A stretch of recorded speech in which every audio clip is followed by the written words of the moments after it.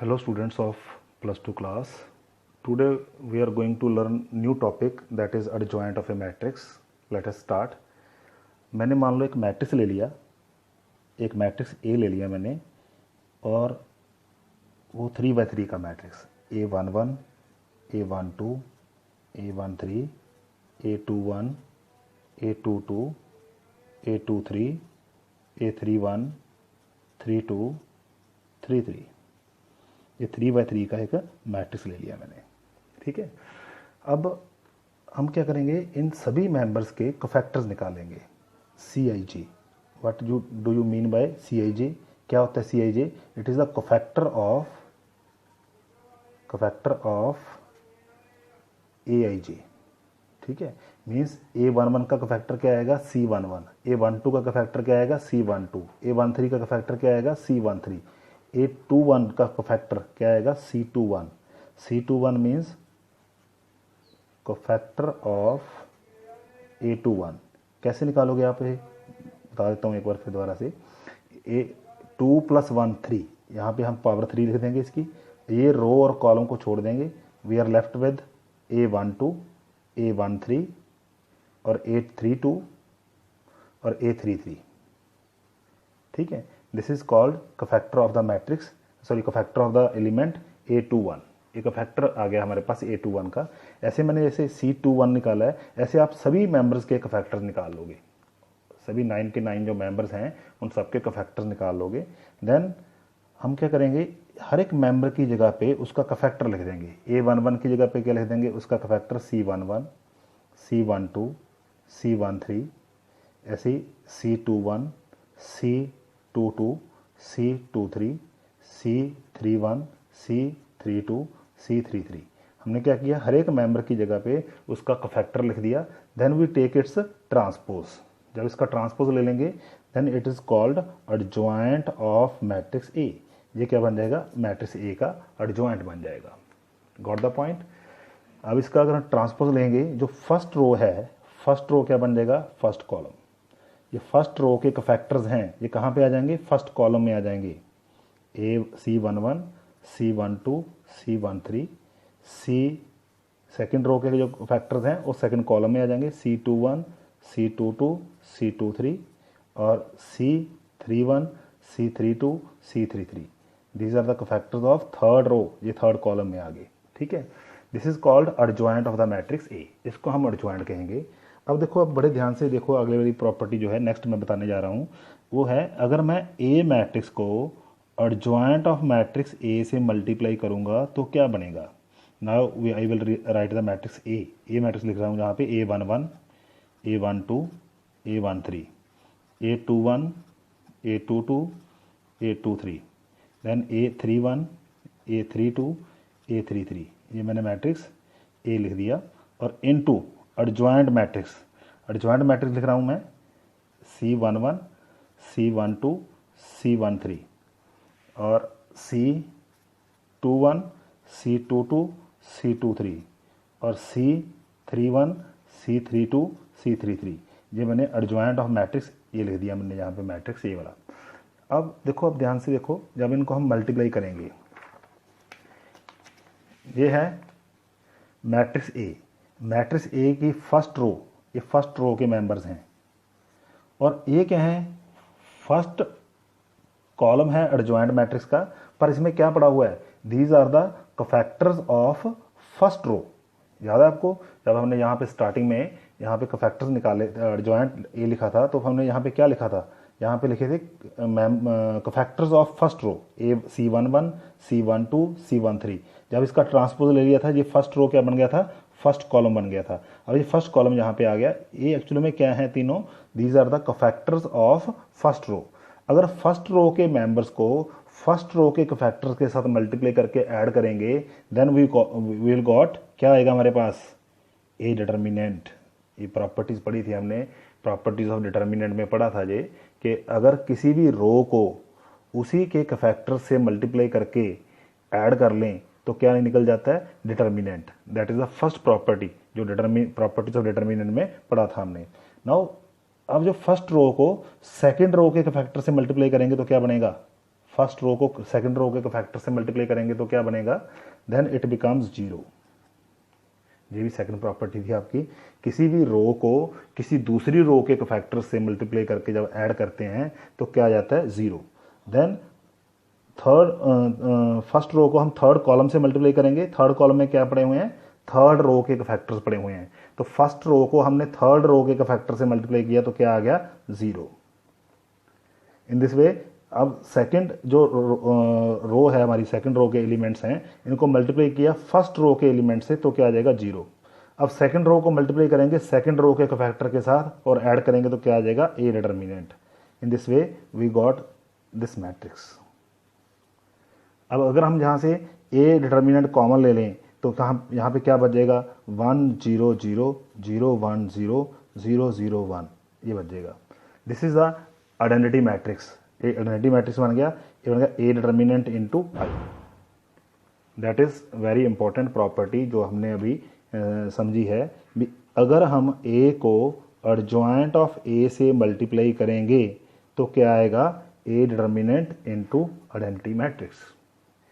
And अगर हम adjoint of ए को भी ए से मल्टीप्लाई करेंगे तब भी ये आएगा। मीन्स ये प्रॉपर्टी आपने याद रखनी है, ये बार बार यूज़ होएगी प्रॉपर्टी, ये प्रॉपर्टी हमने याद रखनी है कि ए इंटू एडजॉइंट ऑफ ए किसके इक्वल होता है, A determinant into identity matrix. जहाँ एडजॉइंट ऑफ ए को मल्टीप्लाई करें अगर हम ए से तब भी क्या आएगा ए डिटर्मिनेंट इंटू आइडेंटिटी मैट्रिक्स। ये चीज़ की मैंने एक्सप्लेनेशन जहाँ पे दी है आपको, ये एक्सप्लेन किया कि ऐसा क्यों होता है। उससे नेक्स्ट है जी inverse of A matrix. Inverse of matrix का मतलब क्या है, अगर ए इंटू बी दो मैट्रिक्स हैं हमारे पास सेम ऑर्डर के, स्क्वायर मैट्रिक्स हैं, ऑर्डर इनका सेम है, अगर ए इंटू बी आइडेंटिटी मैट्रिक्स बन जाए और बी इंटू ए भी आइडेंटिटी मैट्रिक्स बन जाए, देन वी से कि जो ए का इनवर्स है वो क्या है, बी है। ठीक है, दिस इज द प्रॉपर्टी।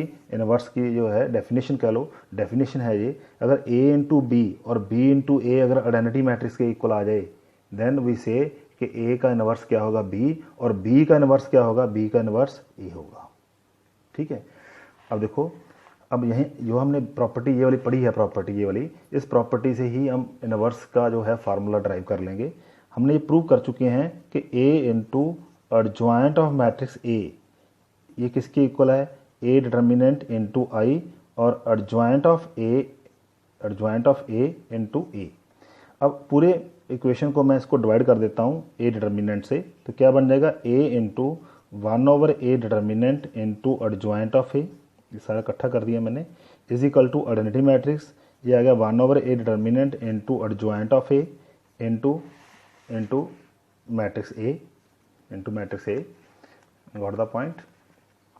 अगर हम a into this matrix is equal to identity आ गया और दिस मैट्रिक्स इंटू ए अगर आइडेंटिटी के इक्वल आ गया तो b, अब इसका कंपैरिजन इसके साथ करो, b की जगह पे क्या आ रहा है, ये वाला मैट्रिक्स, ये मैट्रिक्स कहाँ आ रहा है, b की जगह पे आ रहा है। इट मीन्स क्या होगा, a inverse is equal to क्या आ गया 1/a determinant into adjoint of a।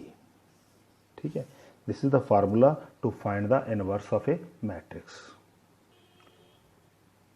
Now you can see, अगर मैं ए इनवर्स की वैल्यू यहाँ फिल कर दूँ then it becomes A into A inverse is equal to identity matrix is equal to A inverse into ए।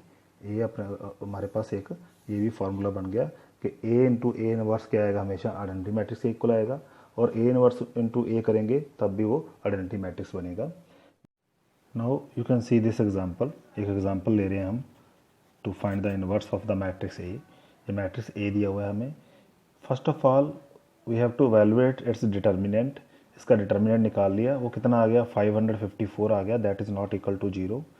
अगर determinant non zero आ गया it means A inverse है वो एग्जिस्ट करेगा, बिकॉज हमने ये फार्मूला पढ़ा है A inverse is equal to 1/a determinant into adjoint of A. Means किसी मैट्रिक्स का जब इनवर्स निकालना है तो उसका डिटर्मिनेंट क्या आना चाहिए, नॉन जीरो आना चाहिए। अगर डिटर्मिनेंट जीरो आ गया then we say the matrix is not invertible. इन मैट्रिक्स इन्वर्टिबल कब होगा, when determinant is not equal to 0, because फार्मूले में क्या आ रहा है 1/a डिटर्मिनेंट। ठीक है, now to find the A inverse we need the to find the adjoint of A. Adjoint of A निकालने के लिए हमें क्या निकालना पड़ेगा, cofactors, cofactor of every element, cofactor of A11, ये रो और कॉलम छोड़ दिया हमने, क्या आएगा जी 9 4 2 8, ये आएगा जी 8 9 8 जा 72 माइनस 8 कितना आ गया जी 64। ऐसे ही हमने C12 निकाल लिया जी, C12 कितना आ जाएगा -1 रेज पर 1 + 2 3, और ये हमने रो और कॉलम छोड़ दिया, क्या आ गया 2 1 4 8, ये आएगा 16 - 4 दैट इज़ 12 आगे माइनस साइन है तो -12 आ गया जी। सिमिलरली C13 निकाल लेंगे हम, -1 रेज पर 4, ये रो और कॉलम छोड़ देंगे, इट बिकम्स 2 9 1 2, ये आ जाएगा 4 - 9, 4 - 9 कितना आ जाएगा -5। In this way we can find the values of all the cofactors of the matrix A. After finding these, ये फाइंड करने के बाद हम निकालेंगे adjoint of matrix A. Adjoint of matrix A कैसे निकालेंगे हम, पहले हम यहाँ पे इन मेंबर्स की जगह पे इनके कोफैक्टर्स लिख देंगे।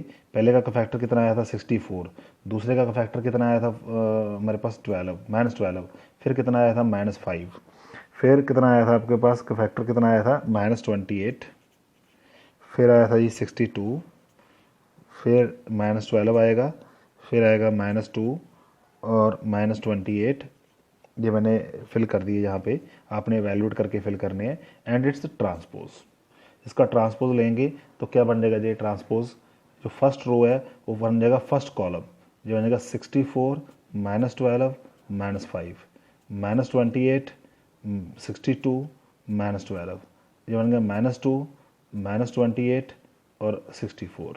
ठीक है, तो फर्स्ट रो फर्स्ट कॉलम बना दिया, सेकंड रो सेकंड कॉलम बना दिया, थर्ड रो है जो थर्ड कॉलम बना दिया, तो ये बन गया हमारे पास adjoint of the matrix A. Matrix A का हमने एडजॉइंट वैल्यूड कर लिया। अब आपने वेरीफाई करना है ये दो प्रॉपर्टीज़ को। सबसे पहले तो हम निकालेंगे ए इनवर्स। ए इनवर्स कैसे निकालेंगे, 1/a determinant into adjoint of A. 1/a determinant आ गया था 454 इंटू एडजॉइंट कितना आ गया हमारे पास 64 -28 2 -12 62 -28 -5 -12 64। ठीक है, this is the A inverse, A inverse आ गया हमारे पास। Now you can verify the results. आप दो रिजल्ट जो है वो आपने खुद वेरीफाई करके देखने हैं। ए इंटू एडजॉइंट ऑफ ए, ये देखना है आपने कि आइडेंटिटी मैट्रिक्स के इक्वल आ रहा है कि नहीं, ए डिटर्मिनेंट इंटू आइडेंटिटी मैट्रिक्स के इक्वल आ रहा है या नहीं। फिर आपने एडजॉइंट ऑफ ए को भी ए से मल्टीप्लाई करके देखना है, वो भी यही आना चाहिए, ए डिटर्मिनेंट इंटू आइडेंटिटी मैट्रिक्स। दूसरा आप ये भी वेरीफाई कर सकते हो कि ए इंटू ए इनवर्स, इनको मल्टीप्लाई करके क्या आएगा आइडेंटिटी मैट्रिक्स, और ए इनवर्स को ए से मल्टीप्लाई करेंगे then you got the identity matrix. ये दो इंपॉर्टेंट प्रॉपर्टीज़ हैं जो आपने आज की हैं, और इन प्रॉपर्टीज़ के ऊपर बेस्ड जो क्वेश्चंस हैं in the exercise 7.1 of R D Sharma, ये आपने सॉल्व करके देखने हैं। Thank you.